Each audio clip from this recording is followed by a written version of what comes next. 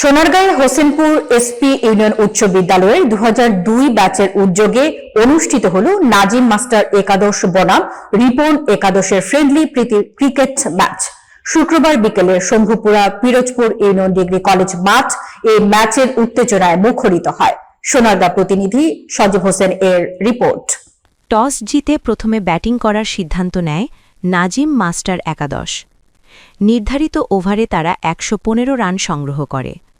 জবাবে ব্যাট করতে নেমে আবুল বাশারের নেতৃত্বে রিপন একাদশ 111 রানে অল আউট হয়। ফলে 5 রানের সূক্ষ্ম ব্যবধানে জয় পায় নাজিম মাস্টার একাদশ। ম্যাচে সর্বোচ্চ 60 রান করে অসাধারণ পারফরম্যান্স প্রদর্শনের জন্য আবুল হোসেনকে ম্যান অব দ্য ম্যাচ নির্বাচিত করা হয়। খেলা দেখতে মাঠে কয়েক শতাধিক দর্শকের সমাগম ঘটে এবং সবাই প্রীতি ম্যাচটি উপভোগ করেন। আয়োজক কমিটির সদস্যরা জানান, বন্ধুত্বের বন্ধনে আমরা চাই কয়েকদিন পরপর এমন প্রীতি ক্রিকেট ম্যাচের আয়োজন করতে। এতে থাকবে শৃঙ্খলা, উত্তেজনা এবং পারস্পরিক বন্ধন গড়ে উঠবে। এ ধরনের আয়োজন এলাকার খেলাধুলার চেতনা বৃদ্ধি করবে।